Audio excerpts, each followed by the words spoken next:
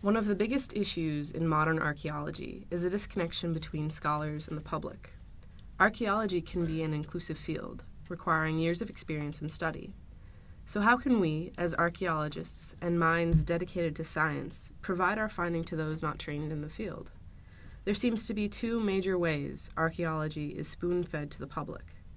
There are either one-liner articles, which serve to provide short and simple facts, such as this article here, or there is the History Channel, which discusses the possible graves of giants in northern Connecticut or ancient aliens, among other things.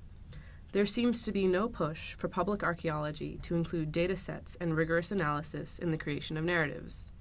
And while our research does not have such a cohesive narrative found within the cold, hard data and appears to be just another one-liner, there is still much we can say on the matter.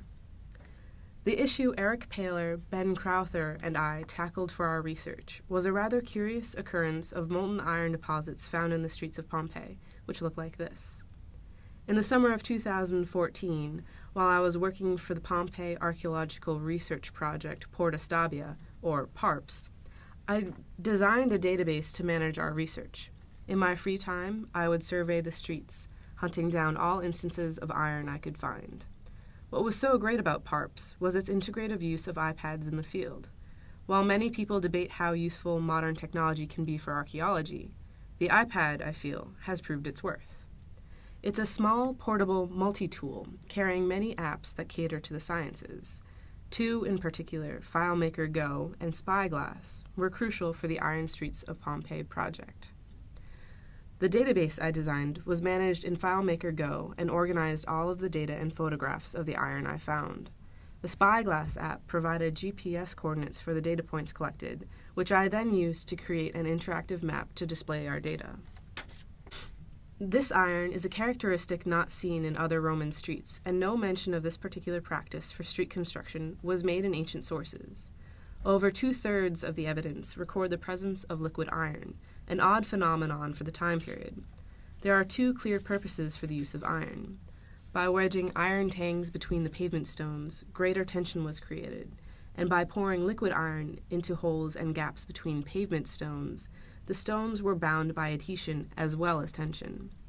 Additionally, in areas such as this section of Via della Fortuna, iron is mixed with other materials such as broken pieces of terracotta and limestone to fill up ruts. The project I conducted for this fellowship attempted to make sense of the archaeological data through the use of maps. For one, comprehension of archaeological material is nearly impossible when examining objects out of context. The map I created helped situate all findings in a representational setting. My goal was to create a web interface where users can locate important instances of iron deposits and view all of the important morphological data within their distributional setting. By presenting this data in map form, the data is easier to visualize and interpret.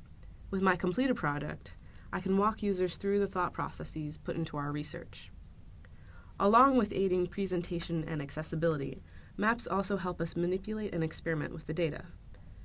This map shows density of occurrence. It is modeled like a heat map, where there are hotter areas represent denser clusters of iron deposits. When we manipulate map data, we can begin to see new patterns as seen here. This map, made in ArcMaps, shows hotspots of deposits with close relation to ruts. Only red or blue dots are part of a hotspot.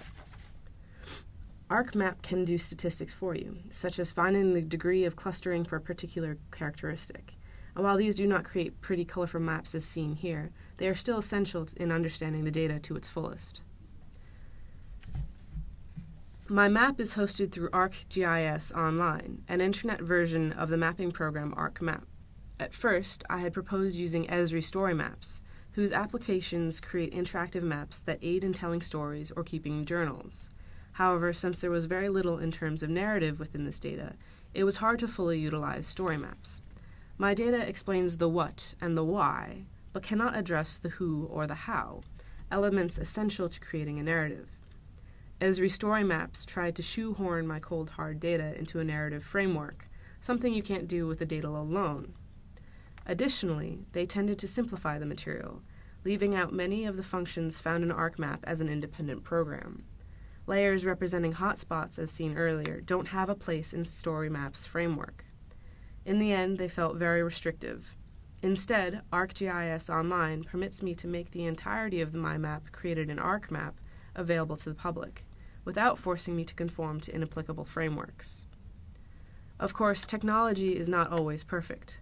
For one, since many people are unaware of how much this program can do, I ended up needing to simplify the material anyways. I can't expect a user to understand hotspot analysis. In the field, Spyglass, in tandem with my iPad's poor GPS tracking, produced inaccurate points. In general, I believe that the GPS points had a 3 to 4 meter margin of error.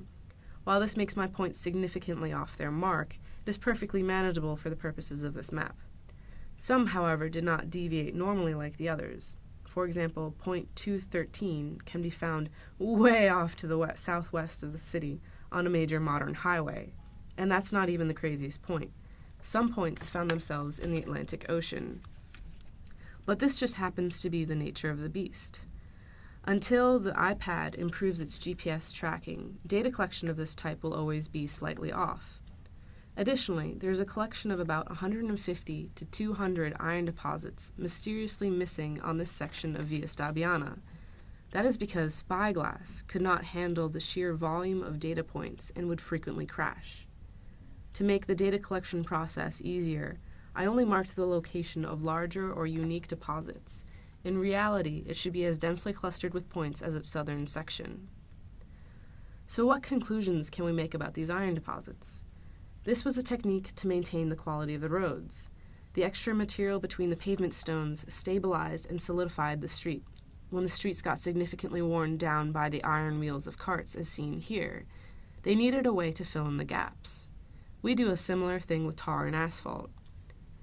Eric Paler, Ben Crowther, and I are looking into the larger narrative which encompasses these iron deposits. We found, after some calculations, that it would have been cheaper to pour molten iron into the cracks than actually repave, even though iron was a valuable commodity in antiquity. The iron arrived in Pompeii as non-taxable slag, transported around the Mediterranean in the ballast of merchant ships. The biggest question we have yet to tackle is, how did they do it? In order to do this technique, they required molten iron, a technology not available in Europe until around the 14th century. Until the Middle Ages, iron production was restricted to bloomeries that were unable to bring iron to its melting point. Instead, they made a spongy mass that would be later hammered into shape. After finding a way to melt the iron, how did they transport it? Speaking from experience with blacksmithing, I know I wouldn't want to carry a crucible of molten metal 2 feet, let alone miles of uneven pavement. Also, the iron would most likely have cooled moderately quickly. So how did they do it? And that's the type of question I love, and what keeps bringing me back to archaeology. How did they do it? Why did they do it? What does that say about them? I love finding the human element and the story it can tell.